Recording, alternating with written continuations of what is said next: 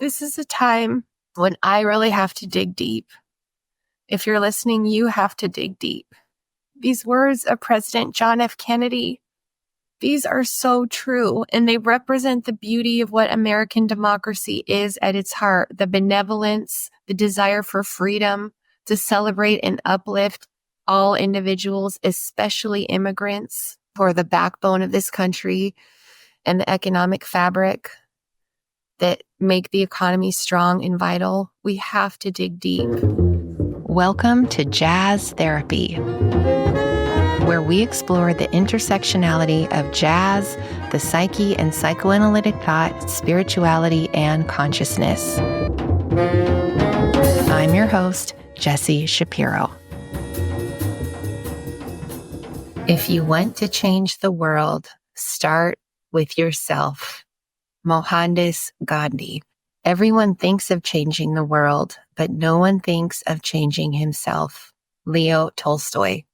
Change will not come if we wait for some other person or some other time. We are the ones we've been waiting for. We are the change that we seek. President Barack Obama. Well, here are some quotes to set the tone for today's episode, Season 2, Episode 3 of Jazz Therapy, post-election special.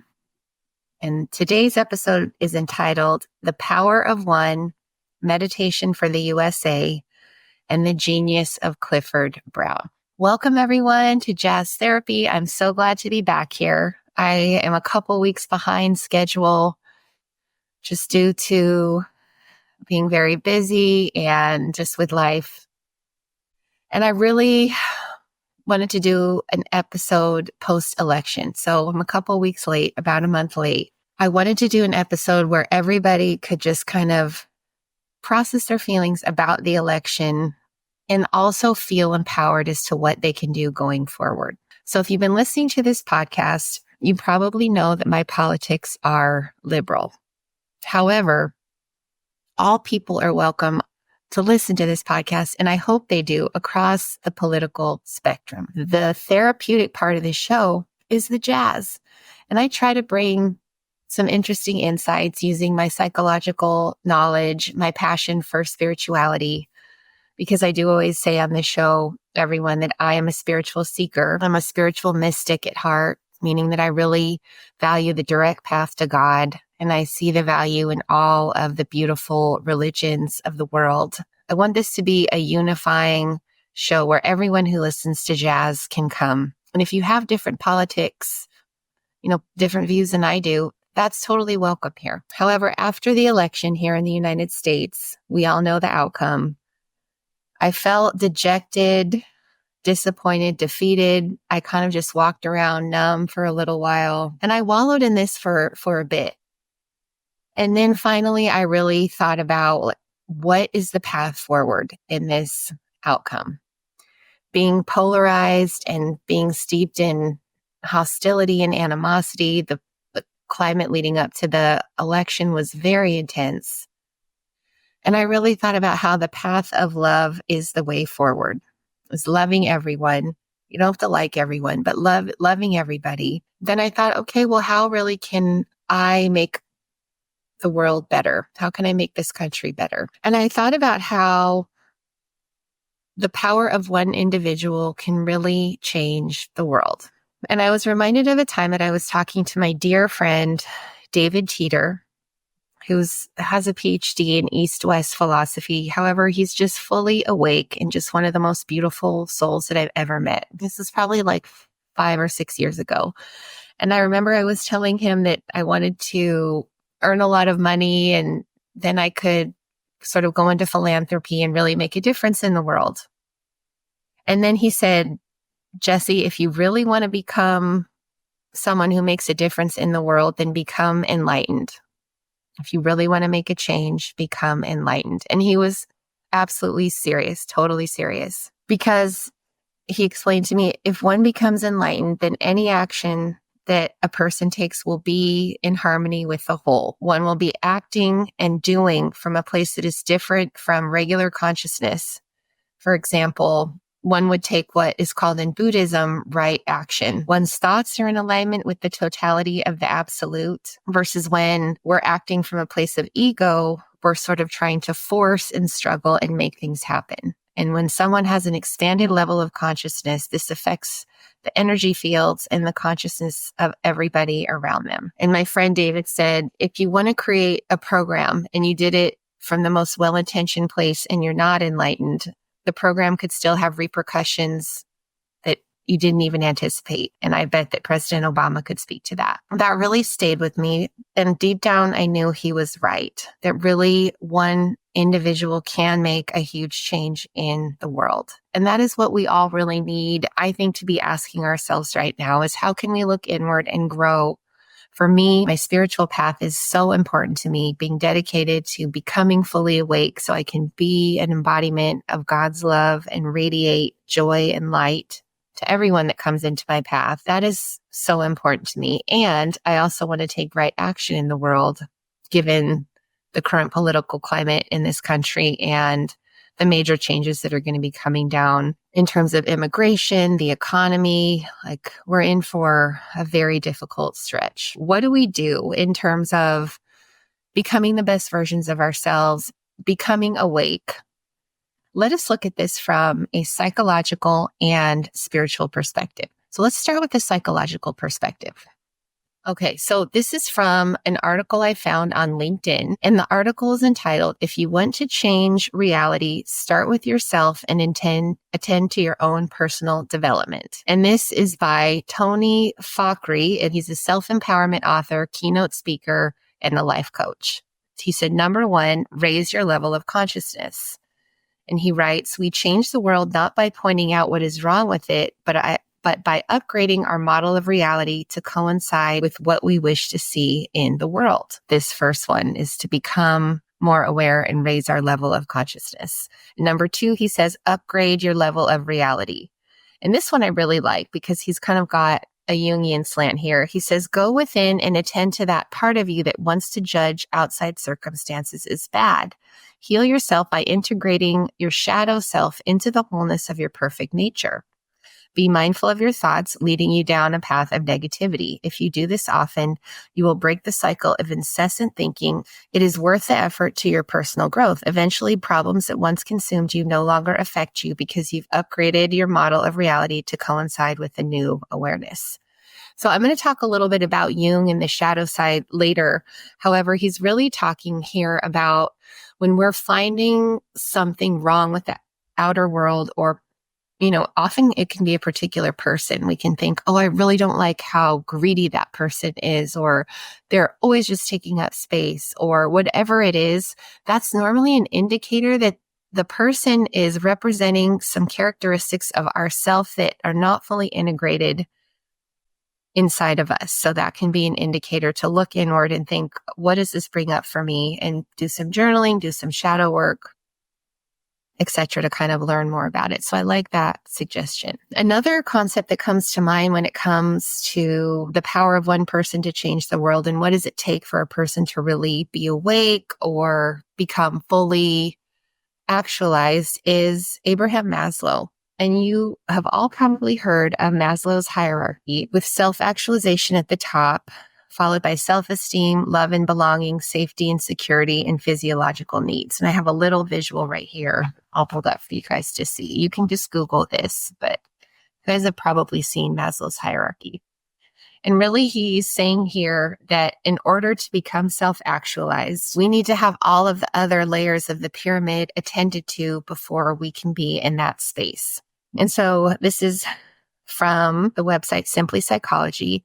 I'm going to read this quote. Self-actualization, also referred to as self-realization or self-cultivation, can be described as the complete realization of one's potential as manifest in peak experiences, which involve the full development of one's abilities and appreciation for life. Individuals may perceive or focus on this need very specifically. For example, one individual may have a strong desire to become an ideal parent. In another, the desire may be expressed economically or academically or athletically. For others, it may be expressed creatively in paintings, pictures, or inventions. And this is really lovely too, because I think this quote is saying that all of us are going to have a unique calling for what really inspires us, drives us, how we really want to fully manifest and share our talents in the world. Self-actualized people are accepting of others as well as their own flaws, often with humor and tolerance. Not only do self-actualized people fully accept others, but they are also true to themselves rather than pretending in order to impress others. Very important. Self-actualized people also tend to be independent and resourceful. They are less likely to rely upon external authorities to direct their lives. Number 3, they can cultivate deep and loving relationships with others, tendency to exude gratitude and maintain deep appreciation, even for commonplace blessings in life. Number 5, they can often discern between the superficial and the real when judging situations. They seldom depend upon their environment or culture to form their opinions. And then number 7, they tendency to view life as a mission that calls them to a purpose beyond themselves. That's really interesting. And this is kind of, again, like a psychological way. He's not using the word enlightened. That would be a spiritual term, but someone that is fully awake and actualized.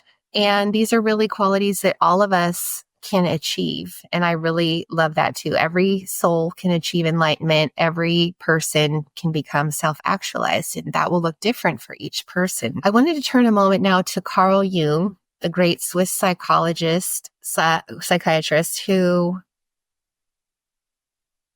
taught the world about archetypes, which are structures within the mind that exist throughout cultures, such as the trickster archetype, the hero archetype, the heroine archetype. He talked about these being embedded in our collective unconscious and how each individual also has their own personal unconscious, the highest capacity that a human may embody.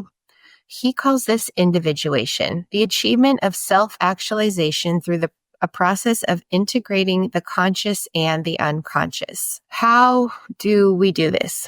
According to Jungian psychology and just sort of Jung in general.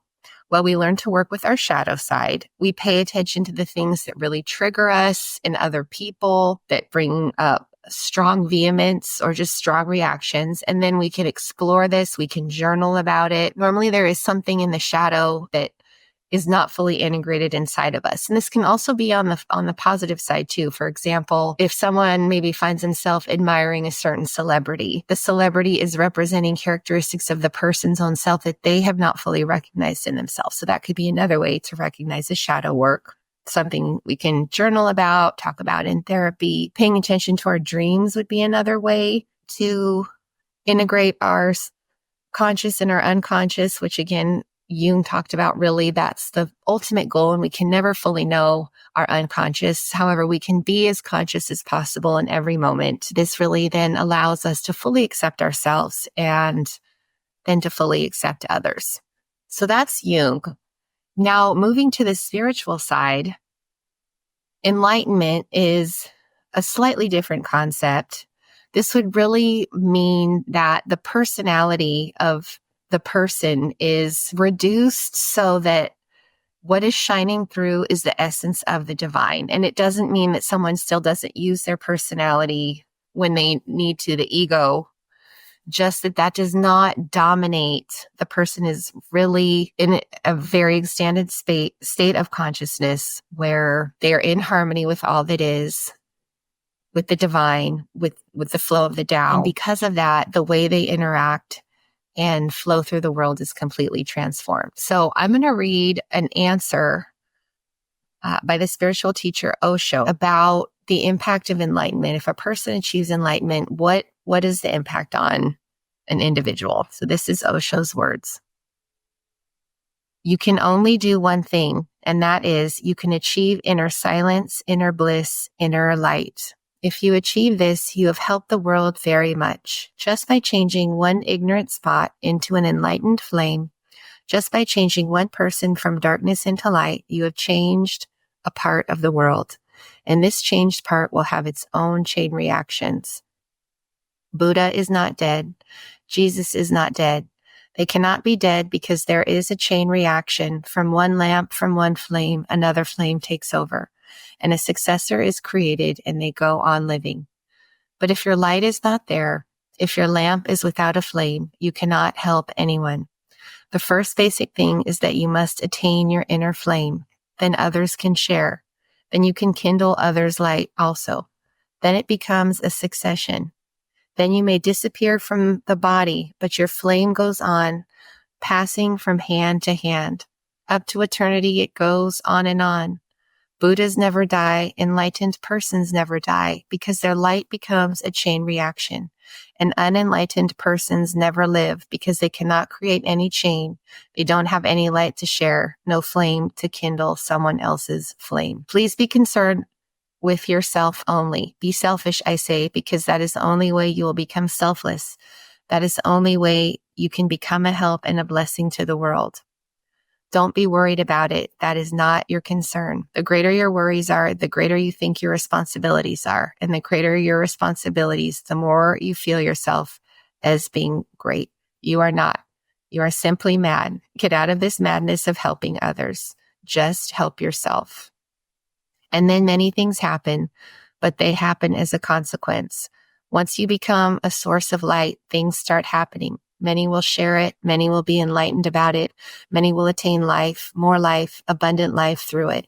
But don't think about it. You cannot do anything about it consciously. Only one thing can be done, and that is you become conscious. Then everything follows. Well, that is absolutely beautiful. And that is really the essence of what my friend David was trying to tell me. So I just feel like I even need to sit with that. I read this quote and found it while I was doing research for today's episode, and just let that sink in. I'm going to read another quote on becoming enlightened. And this is from the website BW Wellbeing World. When we are on the spiritual path, we understand the reality of life, that we come with nothing and we take nothing with us when we go. We come alone and go alone. Nobody and nothing belongs to us. We realize that we are not this body. Even this body we will leave behind. We realize that we are all part of the supreme energy. Therefore, we get detached from people and possessions. This detachment liberates us from pain, misery, and sorrow. In relationships, we learn to forgive. Even though our partner may not be spiritual, we realize that it is all a Leela. Ultimately, everything is Maya, an illusion. We realize that success and achievement are not the ultimate goals of life. The ultimate goal is an enlightenment, spiritual awakening. We realize that happiness does not come from pleasure, which is temporary and based on achievement and success. Happiness comes from just being happy. We know we are all one and therefore no longer hate people or get angry, vengeful, or jealous. I really needed to hear these because, again, feeling somewhat hopeless and downtrodden after the election, I know if I continue to work on myself, then the greater capacity I will have to be of service to others and to really help the world. And then finally, before we turn to our meditation in jazz, I wanted to read a little bit from Eknath S. Warren, who's a scholar and a spiritual teacher and mystic. And he talks about meeting Gandhi, the impact that meeting Gandhi had on him when he was a young man. So he met Gandhi at a village in India where people would come from all over the world to be of service. And he said, I found myself among young people from all around the world, Americans, Japanese, Africans, Europeans, and even Britons, who would come to see Gandhi and help in his work. Whether a person's skin was white, brown, or black, whether he or she supported or opposed him, seemed to make no difference to Gandhi. He related to all with ease and respect. Almost immediately, he made us feel we were part of his own family. Indeed, I think that in a private corner of our hearts, we all saw ourselves in him. I did. It was as if a previous element common to all of us had been extracted and purified to shine forth brightly as the Mahatma, a great soul. That very commonness was what moved us most, the feeling that in spite of all of our fears and resentments and petty faults too, we were made of such stuff. The great soul was our soul. And so again, he's saying that all of us have in us the souls of Gandhi. We're made of the same stuff. We have the same capacity to wake up and become fully awake. As you're just hearing this right now, I'm curious about what is your take on kind of becoming fully self-actualized, self-individuated, to use the Jungian term, to become fully enlightened? Is this something that you think about?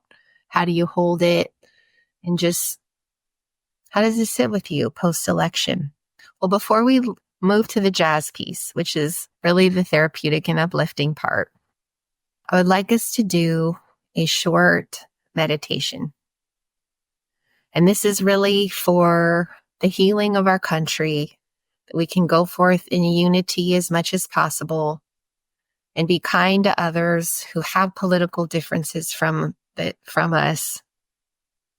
Find a comfortable seat. And if you're walking or driving right now, you can just pause and then skip ahead to the music part, since you don't want to miss that. And if you have just a few minutes, sit with us to do this. It's kind of a version of a metta meditation.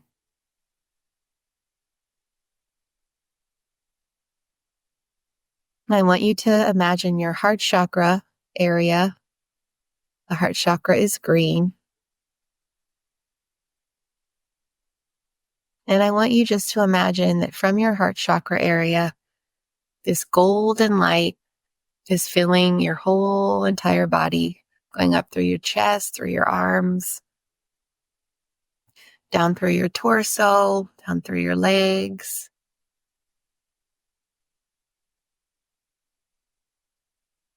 It's all around.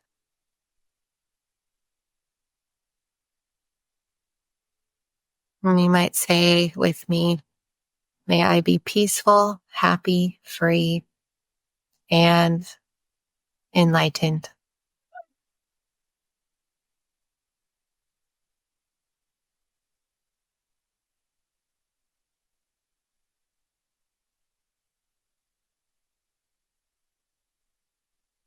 So now, I would like us to do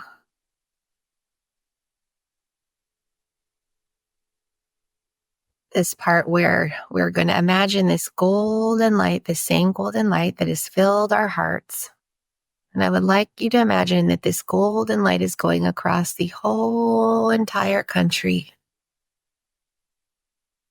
And this golden light is specifically going to go to every politician who's a Democrat, maybe in every citizen that identifies as a Democrat.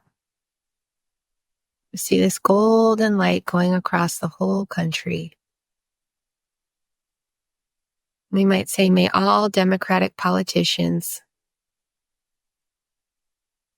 in their public service serve to their highest capacity, and may they be peaceful, happy, free, and enlightened. And may all citizens who identify as Democrat identify as liberals, may they all be peaceful, happy, free, and enlightened. And now we're going to do the same for all Republican politicians and every citizen that identifies as Republican. So imagine the same golden light going from your heart, covering the entire country. And may all Republican politicians serve the country to their highest capacity. May they be peaceful, happy, free, and enlightened. And may all citizens identify as Republican be peaceful, happy, free, and enlightened. And may these two groups, Republicans and Democrats, politicians, citizens, may we all coexist peacefully with love in our heart. And finally, we're going to send this golden light from our hearts to President-elect Donald Trump and everyone in his administration. And if you have strong feelings come up about that, that's okay. If you If you didn't vote for Donald Trump, I didn't vote for him. However, I'm going to still send him love and light. And if you did send him love and light, then you can do that in the spirit that he gets what he needs to be the most effective leader possible.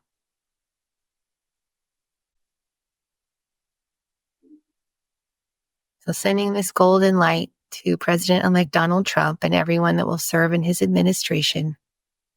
May President-elect Donald Trump be peaceful, free, happy, and enlightened. And may everyone who serves under him be peaceful, happy, free, and enlightened as well. And may we all open our hearts to one another and just try to serve in acts of kindness, small and big, to make this country as good as it can be. And finally, just come back to your own heart now and take a couple of final breaths.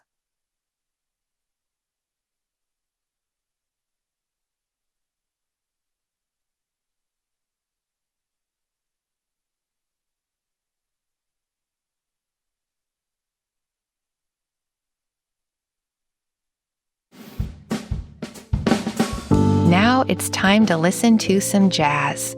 Due to copyright laws, we cannot play the music on air at this time. I will leave links to the songs we listen to so you can pause and listen to the songs along with us. Now today's artist is Clifford Brown. And Clifford Brown is one of these artists who is really kind of in a league of his own, similar to Charlie Parker, similar to Oscar Peterson, John Coltrane, Coleman Hawkins. And I wanted to choose Clifford Brown specifically for today because today is all about the power of one, how all of us can change the world. And Clifford Brown was a trumpeter. He died when he was only 25 years old. However, every single group he played with, he improved the sound. He was someone who, because of the beauty and the exquisite elegance that came out of his trumpet, he improved everything around him. So he really is a musical embodiment of what we are talking about today. Okay, so Clifford Benjamin Brown was born October 30th, 1930, and he died on June 26th, 1956. He was an American jazz trumpeter, pianist, and composer, and he died at the age of 25 in a car crash, leaving only 4 years worth of recordings. His compositions, Sandu, Joy Spring, and Dahoud, have become jazz standards. Brown won the Downbeat Magazine Critics Poll for New Star of the Year in 1954, and he was inducted into the Downbeat Hall of Fame in 1972. And in my opinion, Clifford Brown is really one of the best trumpeters that ever lived. Charlie Parker and Miles Davis both heard him very early on in his career, I think about 1951, 1952, and they were just both amazed. And Clifford Brown grew up in a musical family, and like many jazz greats, he eventually made his way to New York. However, what is interesting about his story is that Clifford Brown came to California in 1954. He was invited by the drummer Max Roach, also a genius. This collaboration between Max Roach and Clifford Brown is one of the most legendary pairings in the history of jazz. And because of this pairing, they formed their band, the Clifford Brown Max Roach Quintet, featuring tenor saxophonist Harold Land, Richie Powell on the piano, and Greg Morrow. From the website cliffordbrown.net, I found this quote about him. All of those who have followed his lead have been impacted in one way or another. Trumpeters such as Roy Eldridge, Charlie Chavers, Clark Terry, Harry Sweets Edison, Buck Clayton, Edris Suleiman, Dizzy, Miles, Art Farmer, Nat Adderley, Benny Bailey, and many others were in awe of his dedication and awesome talent. Those who started out of his talent have become names which run into infinity, such as Bill Hardman, Lee Morgan, Freddie Hubbard, Booker Little, Woody Shaw, and including the trumpeters of today, such as Wynton Marsalis, Terrence Blanchard, Darren Barrett, and many others. Clifford truly redirected the art of playing the trumpet. All trumpet players from various disciplines and of different persuasions know of him and acknowledge his greatness. Clifford is immortal. Oh, also, you guys, you might already know this. However, his son, Clifford Brown Jr., hosts the American Jazz Countdown on KCSM 91.1. And the show is on Sunday mornings on the Bay Area's jazz station from 10 to 12. So that's a really cool thing that Clifford Brown's son can keep his jazz legacy alive in the art of broadcasting jazz. So let's go to the music. We're first going to hear a song called Blues Live, and this is from the album A Night in Birdland. Now, this is part of a multi-volume set that was recorded by the Art Blakey Quintet. And Clifford Brown joined the quintet, and the results were absolutely marvelous. Clifford Brown's on the trumpet, Lou Donaldson's on the alto saxophone, Horace Silver on piano, Curly Russell on the bass, and Art Blakey on the drums.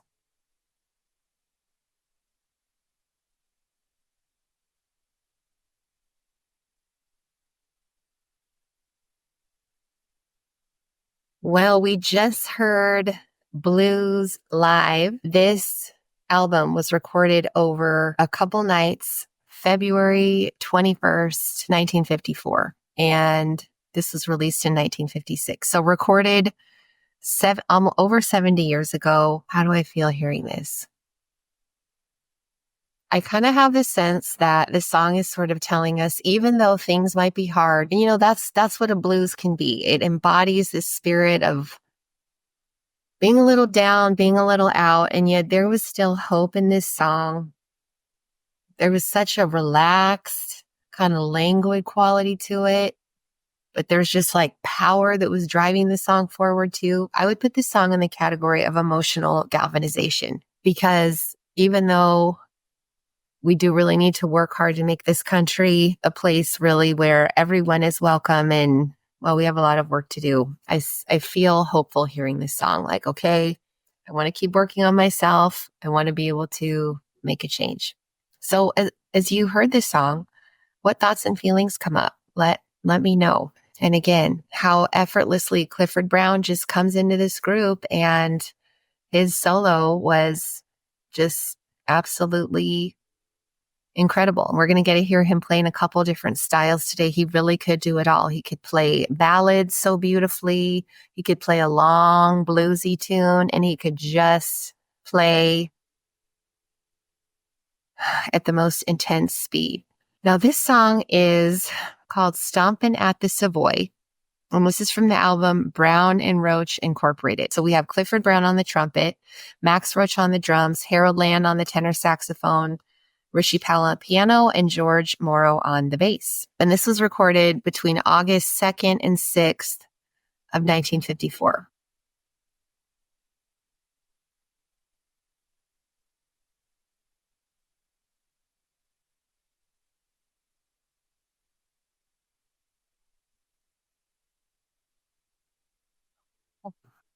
The joy that fills my heart when I hear that song is just so immense. And you guys, even when things are hard, I can always count on the power of jazz to just bring me back to life. And sometimes that's what we need, just to remember that we can tap into deep joy, even when the externalities are so difficult. That was a lovely solo by Harold Land on the tenor saxophone. He was really swinging. Then we heard Richie Powell on the piano, and Clifford Brown came in with his solo.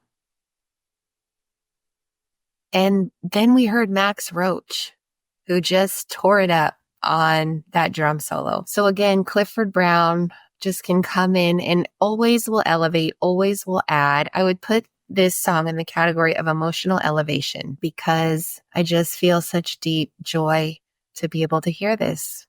Just the ebullience, the jubilance, the joy of being alive is what really came through. So finally, let us turn to our last song. And this was made the year Clifford Brown died. This was live 1956 at the Cotton Club, the song that we're going to hear. There's a few changes in personnel on the song we're going to hear, which is Take the A Train.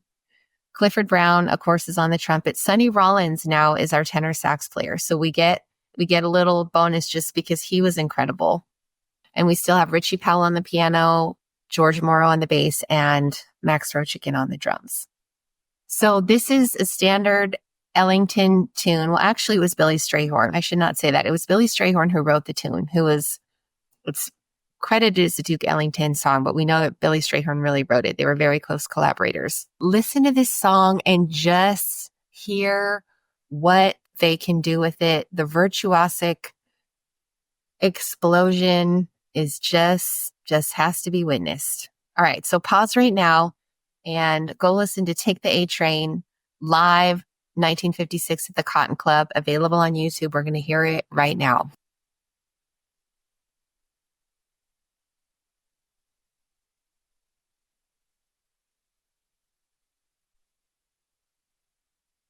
Take the A Train, Clifford Brown, and Max Roach. And wow.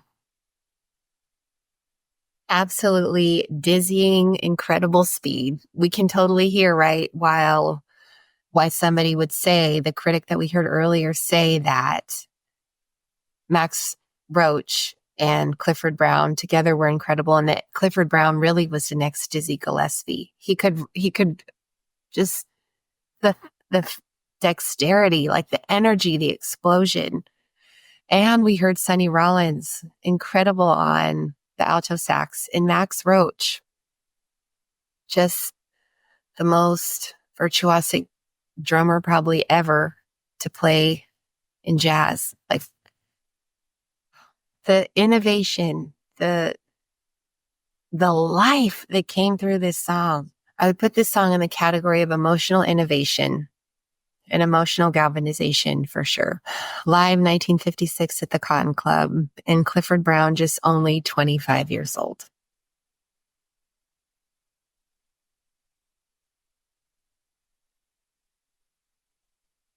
Well, I hope that you guys enjoyed today's episode. It was a tad longer than I expected. Really about the power of one person, each of us, that we can change the world. We have to start with ourselves. I have to work on myself every day, and I really can step in it sometimes. However, for a committed spiritual mystic or good citizen, however you see yourself, to fall 1,000 times and rise again is what we keep having to do over and over again. We work on ourselves, we become more loving, and then we share that love out in the world. I hope this was some balm for your soul today after the election. It definitely was for me. I am only one, but I am one. I cannot do everything, but I can do something. And I will not let what I cannot do interfere with what I can do. And by the grace of God, I will. Edward Everett Hale. And finally, my fellow Americans, ask not what your country can do for you, but ask what you can do for your country. This is a time when I really have to dig deep. If you're listening, you have to dig deep. These words of President John F. Kennedy, these are so true, and they represent the beauty of what American democracy is at its heart, the benevolence, the desire for freedom, to celebrate and uplift all individuals, especially immigrants, who are the backbone of this country and the economic fabric that make the economy strong and vital. We have to dig deep. So let us part with these words. May they be a balm for your soul. May jazz therapy soothe your soul. And check back with us for our next episode. I promise to be better about getting regular production schedule. Thank you so much. I will see you for our next episode. Thank you for listening, reflecting, and being present with us today. Please leave us a review and comment. Jazz Therapy is edited and produced by Patricio Garcia. Sage Salmon is our social media coordinator. To connect with us, find us on Instagram and TikTok. Our email is info@jazztherapy.com. Check back next week for our next episode. May jazz therapy soothe your soul.